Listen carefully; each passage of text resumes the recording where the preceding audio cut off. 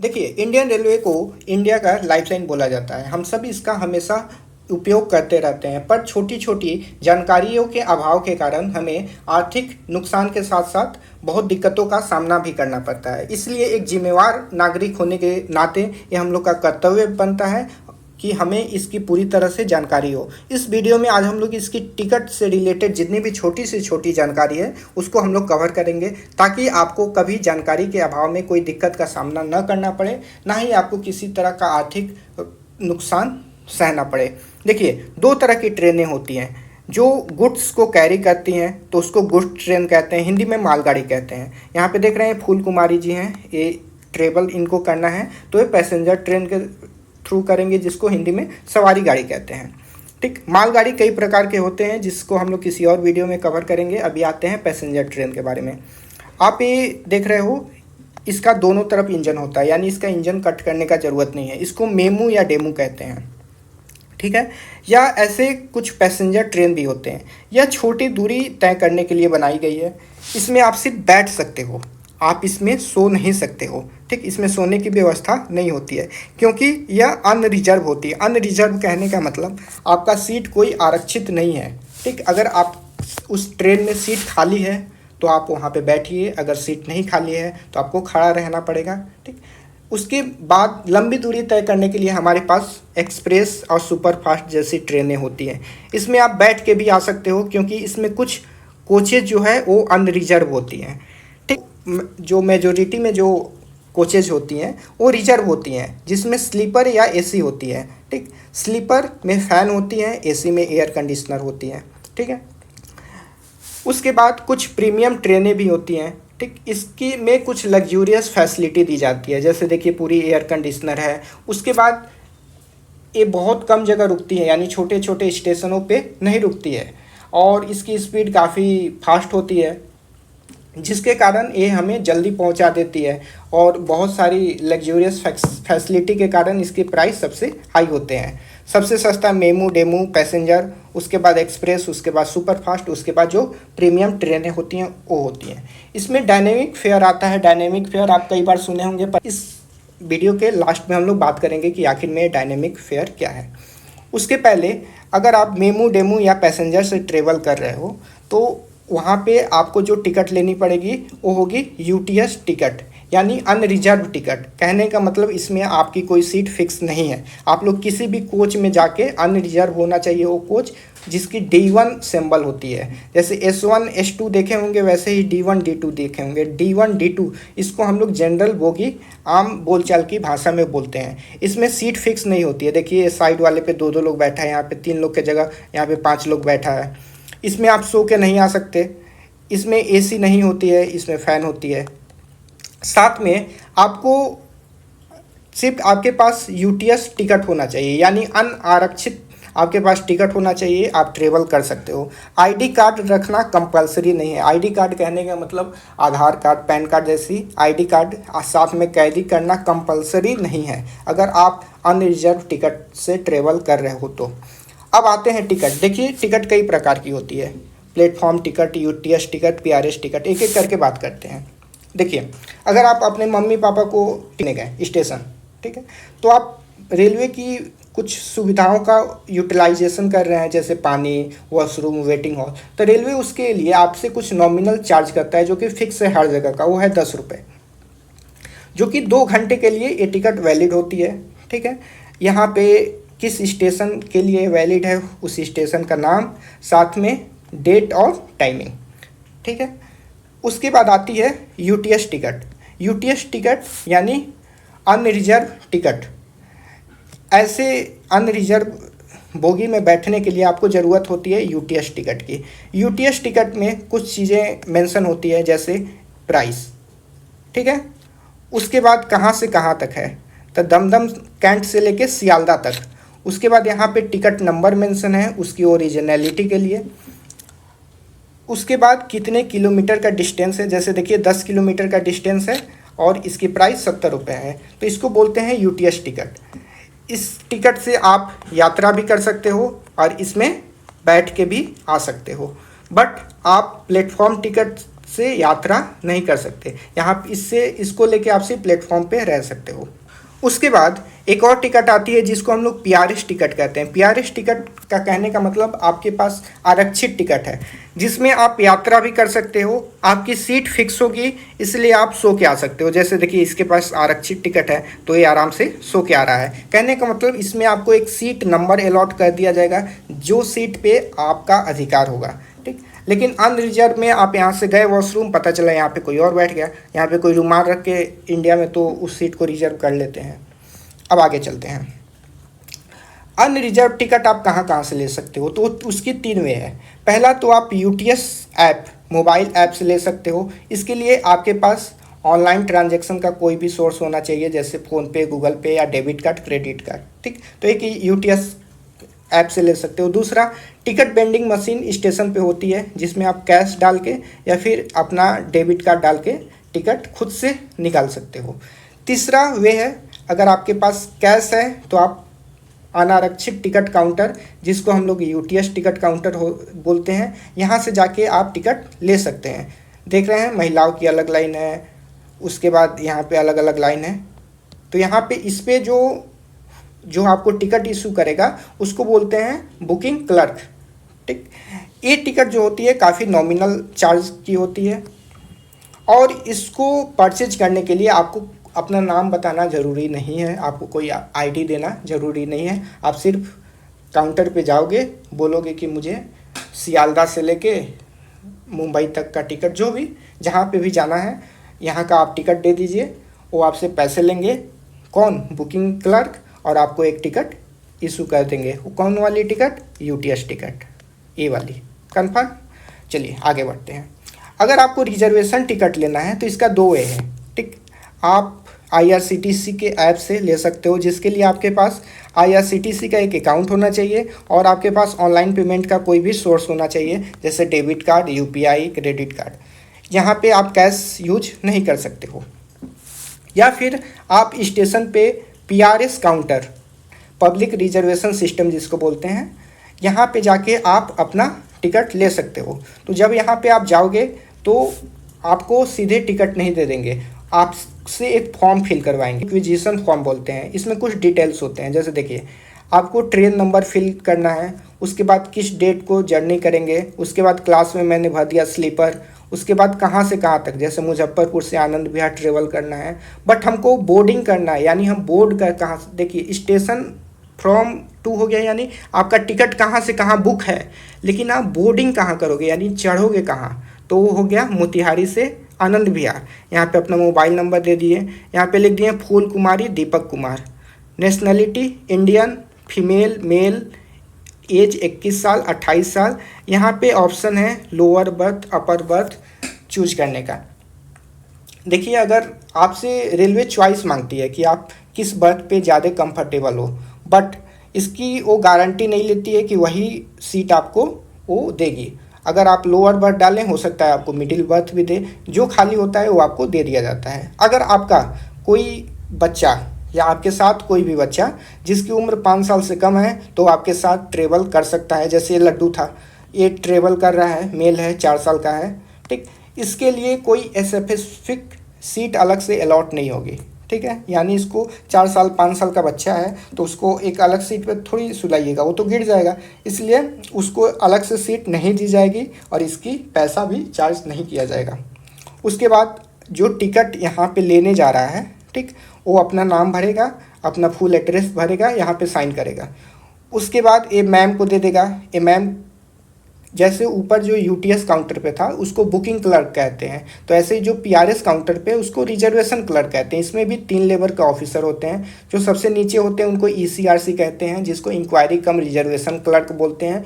उसके बाद reservation supervisor होंगे, और जो सबसे इनके सीनियर होंगे उनको सीआरएस कहते हैं, यानी चीफ रिजर्वेशन सुपरिटेंडेंट। यहाँ पे आप कैश भी दे सकते हो और डेबिट कार्ड से आप पीओएस मशीन से भी पेड कर सकते हो, ठीक है। तो जैसे देखिए ये हैं दीपक कुमार आए हैं, ये अपना फॉर्म देंगे, उसके बाद पैसे देंगे, उसके बाद मैम क्या करेंगी, रिजर्वेशन क्लर्क जो हैं यहाँ पे डिटेल सारा फिट करेंगी। उसके बाद ये टिकट इनको जारी करके इनको दे देंगी। देखिए ऑनलाइन में वही काम हो रहा था, लेकिन यहाँ पे सारा डिटेल आप फिट कर रहे थे, जैसे नाम, एड्रेस, जो भी डिटेल है यहाँ पे वो काम रिजर्वेशन क्लर्क कर रहे हैं। ठीक है, चीज़ें ऑनलाइन ही हैं। अच्छा, इसमें सारी आपकी रिकॉर्ड रखी जाती है। कैसे? अब सीरियल नंबर ऑफ रिक्वेजिशन, यानी इस फॉर्म को मैंने बताया रिक्वेजिशन फॉर्म कहते हैं, जो कि आपको फ्री में प्रोवाइड करा दी जाएगी वहाँ पे। ठीक, उसके बाद कितने बर्थ अलॉट हुए, तो 2 बर्थ अलॉट हुए हैं।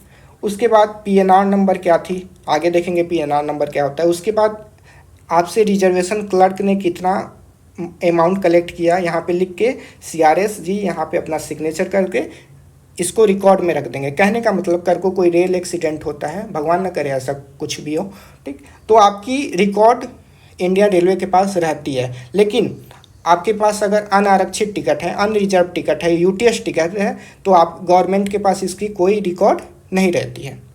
चलिए आगे चलते हैं। अगर आपको टिकट कैंसिल कराना है या मॉडिफाई कराना है तो फिर आपको यहीं पे रिजर्वेशन क्लर्क के पास आना पड़ेगा और फिर से एक ऐसा फॉर्म भरना पड़ेगा। फिर ये टिकट के साथ फॉर्म को रिजर्वेशन क्लर्क को देंगे, फिर रिजर्वेशन क्लर्क इस कंप्यूटर में फीड करेगा, फिर आपको पैसे लौटा देगा कैंसिलेशन चार्ज काटने के बाद।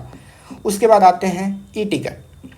देखिए, अगर आप एप्लीकेशन से टिकट बनाए हैं तो आपको एक पीडीएफ डाउनलोड हो जाता है जिसको ई टिकट कहते हैं, यानी इंटरनेट टिकट। देखिए यहाँ पे लिखा है इलेक्ट्रॉनिक रिजर्वेशन स्लिप। ठीक है, इसको आप व्हाट्सएप पे किसी को सेंड कर दोगे तो वैलिड है, आप इसका फ़ोटो खींच के किसी को सेंड कर दोगे तो वैलिड है। इसको साथ में कैरी करने का नेसेसरी नहीं है। कहने का मतलब, अगर आप इस टिकट को या इस पीडीएफ को साथ में कैरी नहीं कर रहे हो, इसका प्रिंट आउट निकलवाने की ज़रूरत नहीं है, इसका पीडीएफ भी रखने का ज़रूरत नहीं है। आपको सिर्फ एक चीज़ का ज़रूरी है, वो क्या है, क्योंकि गवर्नमेंट के पास जो टीटी चेक करने आएंगे उनके पास पहले से चार्ट है। चार्ट में आपका नाम है, एड्रेस है और आपको जो सीट नंबर अलॉट हुआ है वो है, आपका एज क्या है, सब चीज़ उनके पास डिटेल है। तो वो आपके सीट पे आएंगे और आपकी आईडी कार्ड को क्या करेंगे, टैली करेंगे। जैसे फूल कुमार है तो फूल कुमार यहाँ पे नेम में लिखा है कि नहीं, आपका डेट ऑफ बर्थ के हिसाब से एज मैच हो रहा है कि नहीं, सेक्स में मेल है तो ऐसा नहीं तो फूल कुमार के जगह कोई फूली कुमारी, फुल्लन देवी बैठी हैं। ठीक है, तो ये सारा चीज़ों। अच्छा, आईडी कार्ड हमेशा गवर्नमेंट द्वारा इशू होना चाहिए। जैसे आधार कार्ड वैलिड है, पैन कार्ड वैलिड है, पासपोर्ट वैलिड है। अच्छा, एक बात और बता दें कि अगर आपके पास डिजी लॉकर का भी अगर डॉक्यूमेंट है तो वो भी वैलिड होता है। उसके बाद सुनिए, अगर आपके पास ई टिकट है, यानी अगर आपने इंटरनेट से बनाया है, आईआरसीटीसी के ऐप से बनाया है, और अगर वो वेटिंग है और चार्टिंग होने के बाद, चार्टिंग क्या चीज़ है आगे हम लोग समझेंगे, अगर वो टिकट वेटिंग रह जाती है तो ऑटोमेटिक कैंसिल हो जाएगी और आपका रिफंड जिस पेमेंट मोड से आप पेमेंट किए रहोगे ऑटोमेटिक उसमें क्रेडिट हो जाएगी। यानी वेटिंग टिकट अगर आपके पास है तो ई टिकट जो होती है इनवैलिड होती है। ठीक है, समझ में आ गया। यानी वेटिंग टिकट नाम का इंटरनेट टिकट में कोई एग्जिस्टेंस नहीं होता है। वेटिंग टिकट तभी तक एग्जिस्टेंस है जब तक वो टिकट का चार्टिंग नहीं हुआ है। अगर चार्ट निकल गया उसके बाद भी अगर वेटिंग है तो ऑटोमेटिक कैंसिल हो जाता है। ठीक है, क्योंकि आपको तुरंत उस समय रिफंड मिल जाता है। आगे चलें, उसके पहले इसमें कुछ डिटेल देख लेते हैं। देखिए, एक करेंट बुकिंग हुआ है तो करेंट बुकिंग लिखा है। अगर तत्काल बुकिंग होता तो यहाँ पे तत्काल बुकिंग लिखता। अगर प्रीमियम तत्काल होता तो यहाँ पे प्रीमियम तत्काल लिखता। ठीक है, उसके बाद यहाँ पे कहाँ से कहाँ तक बुक है। देखिए, ये विशाखापट्टनम से समलकोट जंक्शन तक बुक है। बोर्डिंग कहाँ से है तो विशाखापट्टनम से है। डेट कब स्टार्ट होगा, वहाँ पे कब आप पहुँचेगा, अराइवल। ये पीएनआर नंबर है। ठीक है, उसके बाद कोटा यानी जनरल कोटा। आगे बहुत सारी कोटा होती है, जैसे आपने सुना होगा ladies quota, lower berth quota. ये सारा कौन कौन सा कोटा होता है इसी लेक्चर में हम लोग आगे बात करेंगे। ये ट्रेन नंबर है और उसका नाम है, कितना डिस्टेंस है, किस क्लास में है तो सीसी यानी चेयर कार में है, किस डेट को बुक हुआ है ये टिकट उसका भी डिटेल है।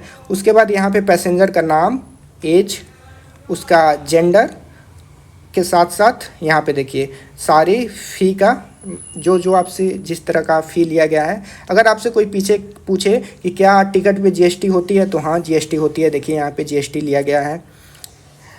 ई टिकट 40-50 रुपये कॉस्टली होता है काउंटर टिकट से, क्योंकि इसमें गेटवे का चार्ज ऐड होता है। ठीक है, यहाँ पे क्यूआर कोड स्कैनर है। अब आगे चलते हैं। उसके बाद आते हैं काउंटर टिकट पे। अगर आप आईआरसीटी से लिए तो आपको ई टिकट मिला। अगर आप यहाँ पे काउंटर से लिए तो ए काउंटर टिकट कहलाता है। ठीक है, इसके बारे में पहले कुछ जान लीजिए। ये तभी वैलिड है जब आपके पास ओरिजिनल ए टिकट है। कहने का मतलब इस टिकट का आप अगर फ़ोटोकॉपी निकलवा लिए या फ़ोटो लेके रख लिए तो वैलिड नहीं होता है। अगर आप व्हाट्सएप पे फ़ोटो लेके भेज दिए तो वो वैलिड नहीं होता है। इसको ओरिजिनल कैरी करना नेसेसरी है। जैसे ई टिकट को ओरिजिनल कैरी करना नेसेसरी नहीं था, बट इसको ओरिजिनल कैरी करना नेसेसरी है। साथ में आपके पास एक वैलिड आईडी कार्ड भी होनी चाहिए। जैसे अगर पीआर साहू के नाम से टिकट है तो ऐसा कोई भी, जैसे पैन कार्ड, आधार कार्ड, आपके पास पीआर साहू होना चाहिए। कहने का मतलब आप इसको ट्रांसफ़र नहीं कर सकते। जैसे फूल कुमारी और दीपक कुमार के नाम से टिकट बना, लास्ट में फूल कुमारी के जगह फूल कुमारी नहीं जा पा रही हैं, तो आपकी कोई भतीजी है, ठीक है, कोई भी नेहा स्नेहा रख लीजिए उसका नाम है, और वो जाना चाहती है तो आप उसको नहीं ले जा सकते। कहने का मतलब जो रेलवे टिकट है आप उसको ट्रांसफ़र नहीं कर सकते हो। बट अगर वो अनरिजर्व टिकट है, यानी अगर यूटीएस काउंटर है, देखिए ये वाला, या प्लेटफॉर्म टिकट है, तो आप किसी को लेके किसी को दे सकते हो, क्योंकि इसमें नाम और आपका डिटेल नहीं होता है। बट ये आपका यूनिक होता है।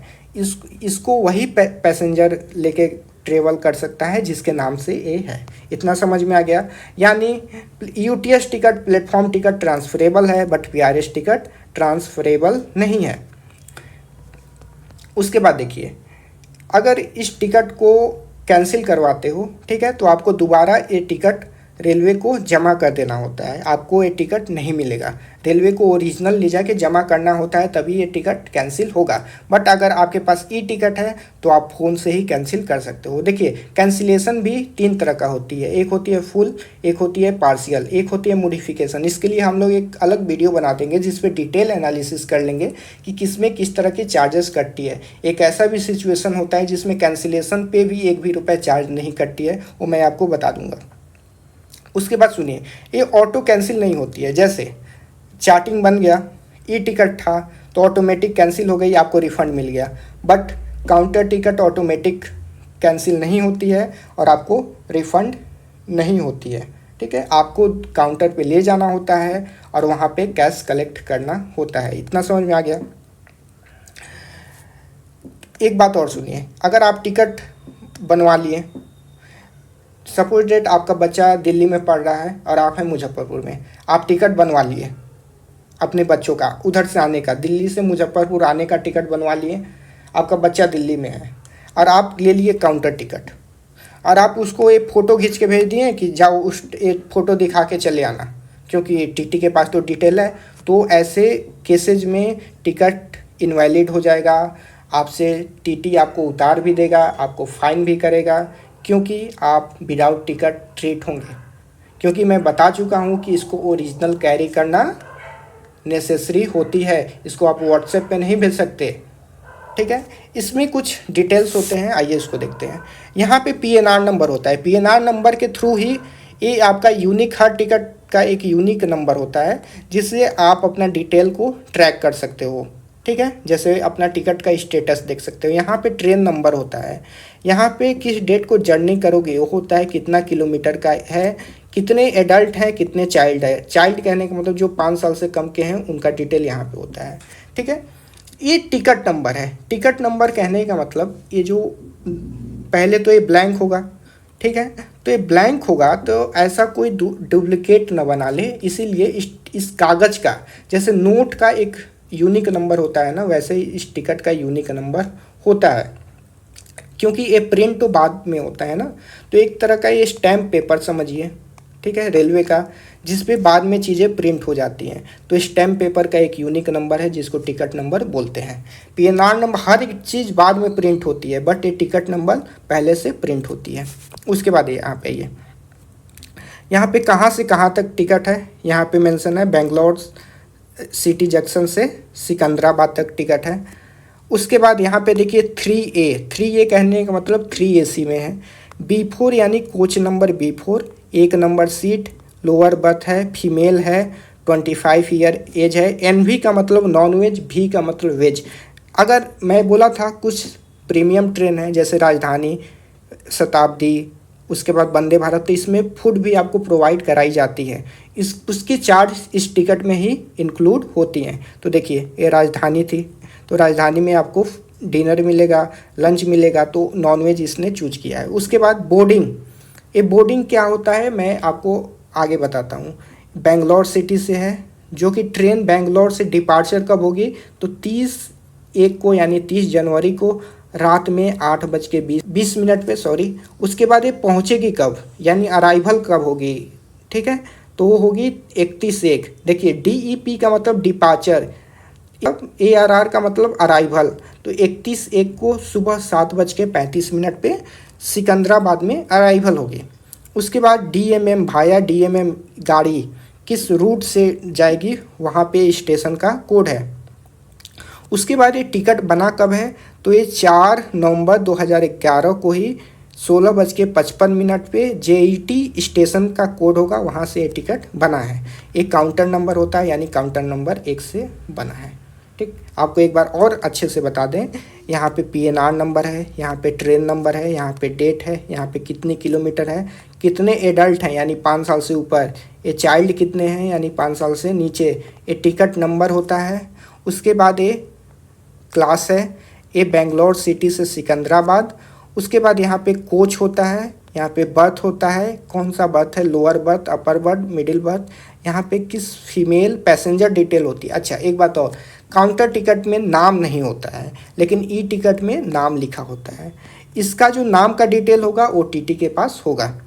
उसके बाद ये देखिए एज 25 साल, NV का मतलब नॉन वेज, V का मतलब वेज। यहाँ पे टोटल प्राइस लिखा होता है टिकट का, जो है 1085 यानी 1085 रुपये।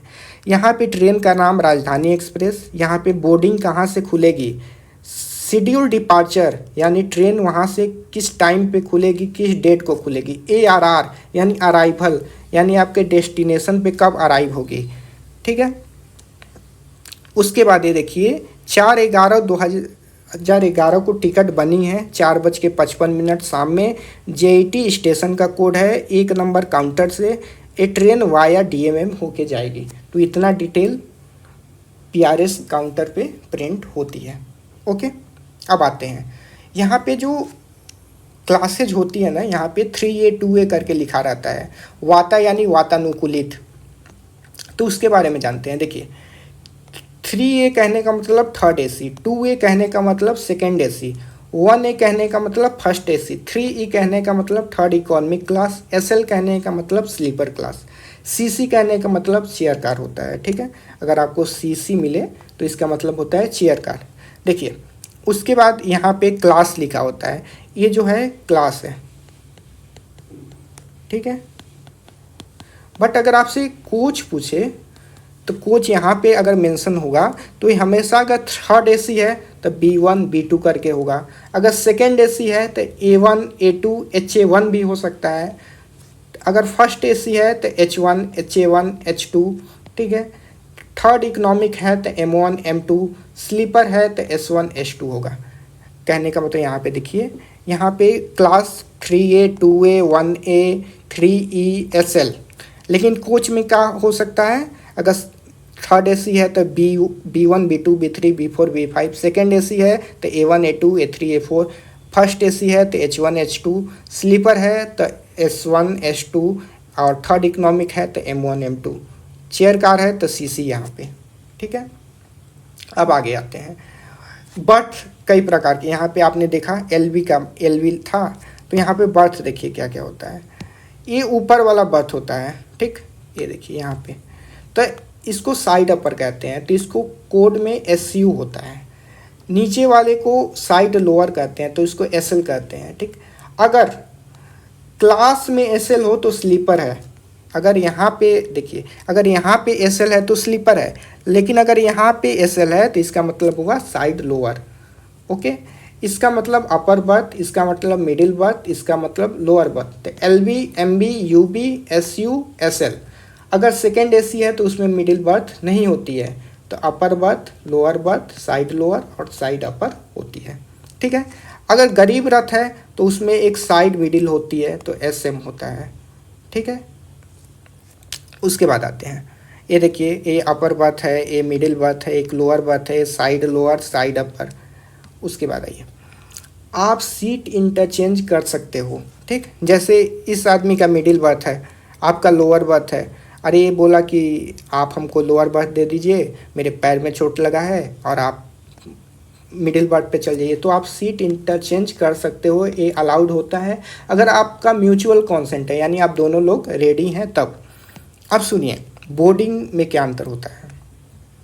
जैसे कोई ट्रेन मुजफ्फरपुर से खुल रही है, ठीक है, और दिल्ली तक जा रही है।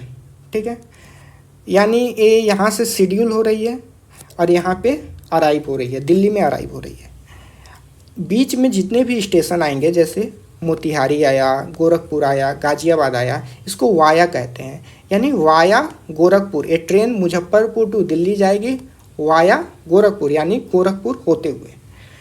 कभी कभी होता क्या है बॉस, कि आप है मोतिहारी में सपोज डेट, और आपको जाना है गाजियाबाद, मान लेते हैं। ठीक, बट टिकट कभी कभी इतना दूर का नहीं मिलता है, बट आप मुजफ्फरपुर से दिल्ली तक लोगे तो टिकट मिल जाएगा।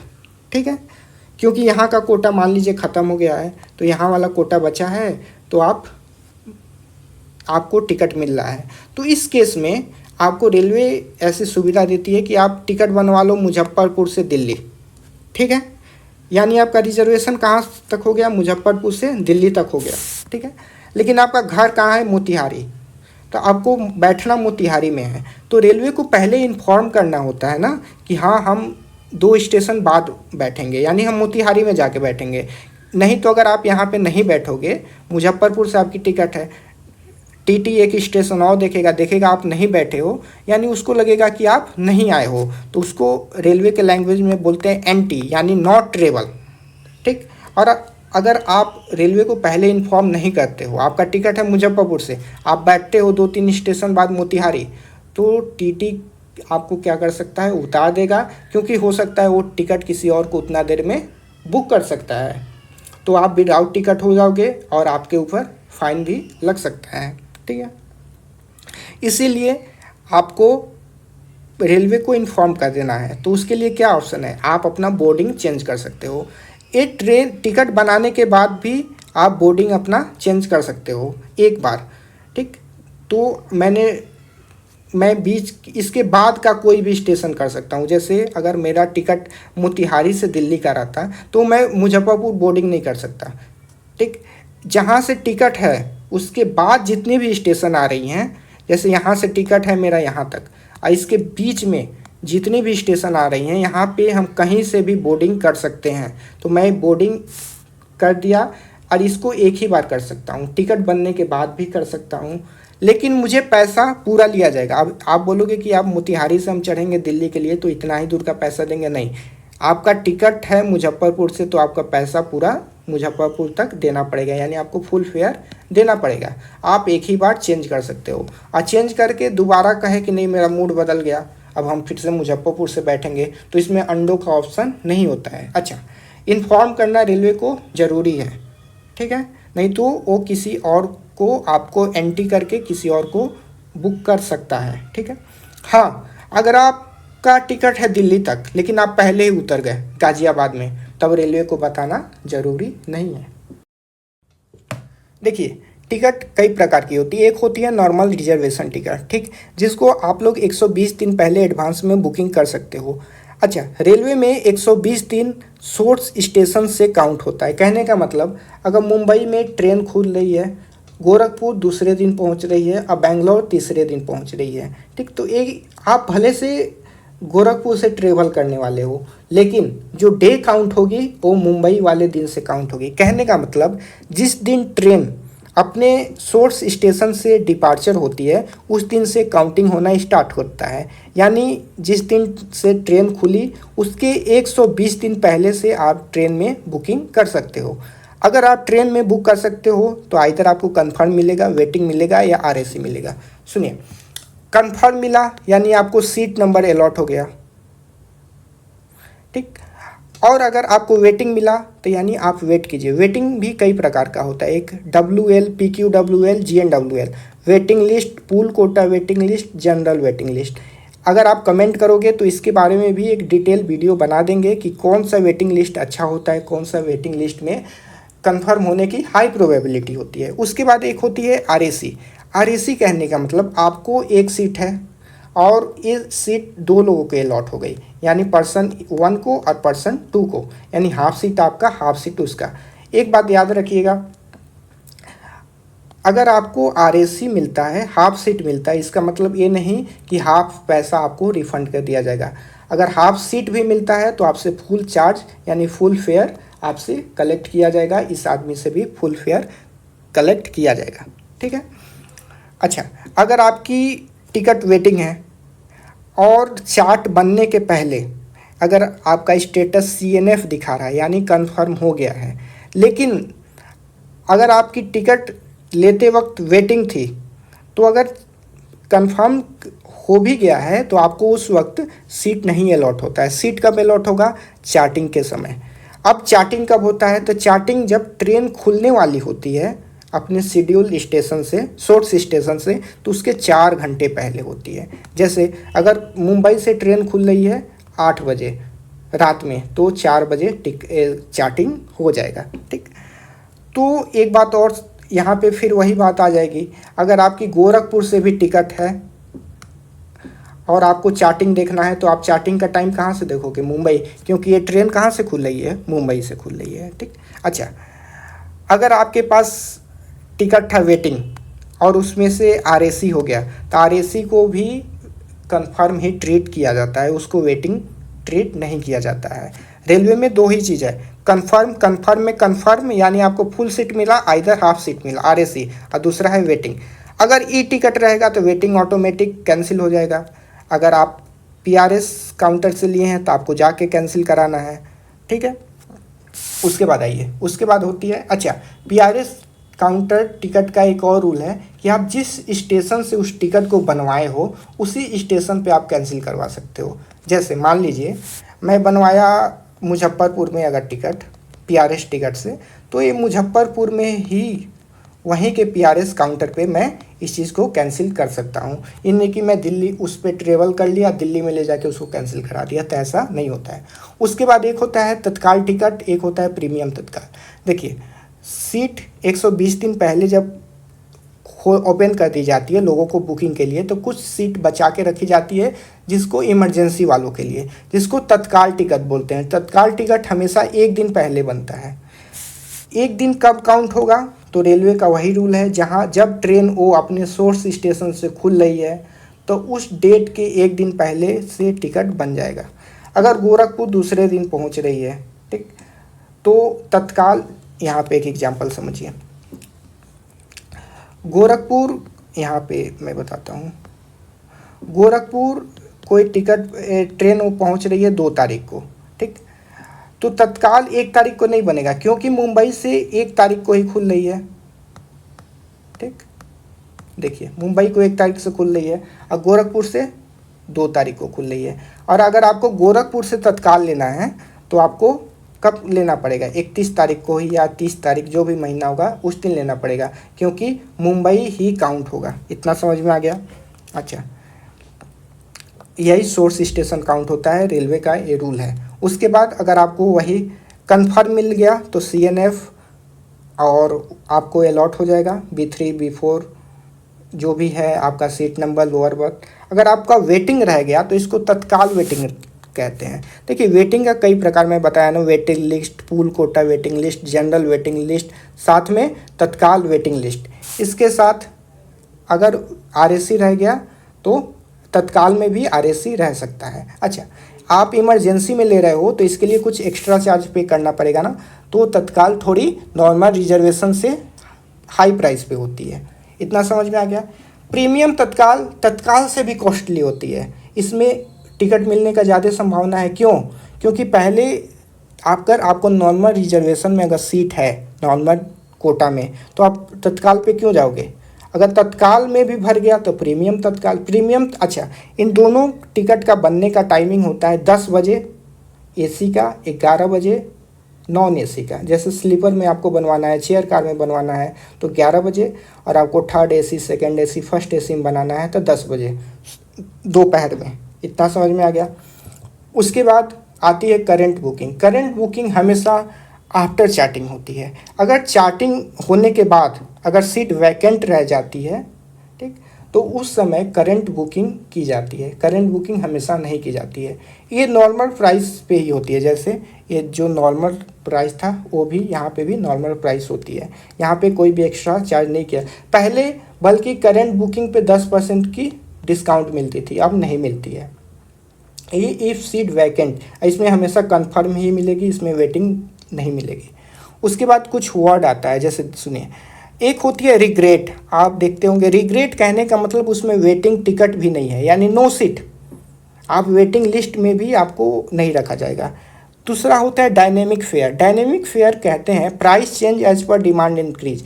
जैसे जैसे उस ट्रेन में टिकट ज़्यादा बिकते जाता है तो उसका प्राइस बढ़ते जाता है। जैसे अभी था 100 रुपये, 10 मिनट हो सकता है 1 मिनट बाद हो जाए 120 रुपये। जैसे जैसे डिमांड बढ़ा इसकी प्राइस इंक्रीज हो गई। ये प्रीमियम ट्रेनों में होती है। उसके बाद आता है लेडीज़ कोटा।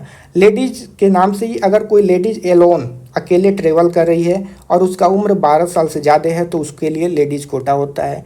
एक होता है lower berth quota. Lower berth quota को हम लोग सीनियर सिटीजन कोटा कहते हैं। इसका मतलब समझिए, अगर कोई भी मेल 60 वर्ष से ज़्यादा है तो उसको सीनियर सिटीजन ट्रीट करेंगे। अगर फीमेल 45 से ज़्यादा है तो उसको सीनियर सिटीजन ट्रीट करेंगे। इनके लिए एक अलग से कोटा होती है, ठीक। और इसको लोअर बर्थ कोटा इसलिए कहते हैं क्योंकि सीनियर सिटीजन तो अपर बर्थ पे चढ़ नहीं सकते, मिडिल बर्थ पे चढ़ नहीं सकते, इसीलिए इनको हमेशा लोअर बर्थ ही अलॉट किया जाता है, इसीलिए इसको लोअर बर्थ कोटा कहते हैं। याद रखिएगा, आप मुंह से बोल दें कि हम 45 साल के हैं तो ये एलिजिबल नहीं है। आपको ओरिजिनल आईडी कार्ड कैरी करना पड़ेगा, आधार कार्ड, पैन कार्ड। एक होता है PWD, यानी पर्सन विथ बेंचमार्क डिजेबिलिटी, यानी कोई विकलांग है, ठीक है, डिजेबल है, तो उसके लिए उसको वो पर्सन प्लस उसके साथ कोई एस्कॉर्ट, उसके लिए एक कोटा होती है। यानी इसमें 2 लोग की कोटा होती है। अगर आपके पापा सीनियर सिटीजन है तो उसमें आपको लाभ नहीं मिलेगा, आप एज ए जनरल ही ट्रीट होगे। बट PWD में पर्सन और उसके साथ एस्कॉर्ट दोनों को उस कोटा का लाभ दिया जाता है, क्योंकि जो आदमी डिजेबल है वो अकेले ट्रेवल नहीं कर सकता। उसके बाद एक कोटा होती है duty pass. Duty pass quota railway officer और रेलवे एम्प्लॉय के लिए रेलवे अपना कुछ कोटा रखता है, जिसको रेलवे ड्यूटी पास कोटा कहते हैं। उम्मीद करते हैं आज का लेक्चर आपको बहुत ही अच्छा लगा हो। अगर अच्छा लगा हो तो मेरे चैनल को सब्सक्राइब कीजिए ऐसे इन्फॉर्मेटिव वीडियो के लिए। इससे हम लोग को प्रोत्साहन मिलती है और हमारी टीम और भी मेहनत करती है कि आपको अच्छी से अच्छी जानकारी दी जाए। वीडियो को लाइक कीजिए और अधिक से अधिक दोस्तों तक शेयर कीजिए, ताकि उनको कभी भी किसी प्रकार का आर्थिक नुकसान या परेशानी का सामना नहीं करना पड़े, ठीक। आपको और भी किसी टॉपिक पे रिलेटेड वीडियो चाहिए तो कमेंट बॉक्स में हमें बताइए, ठीक। आपकी कोई इंक्वायरी है तो आप हमें बताइए, हम लोग उसका रिप्लाई करेंगे समय मिलते ही। आप हमसे जुड़े रहिए। धन्यवाद। जय हिंद।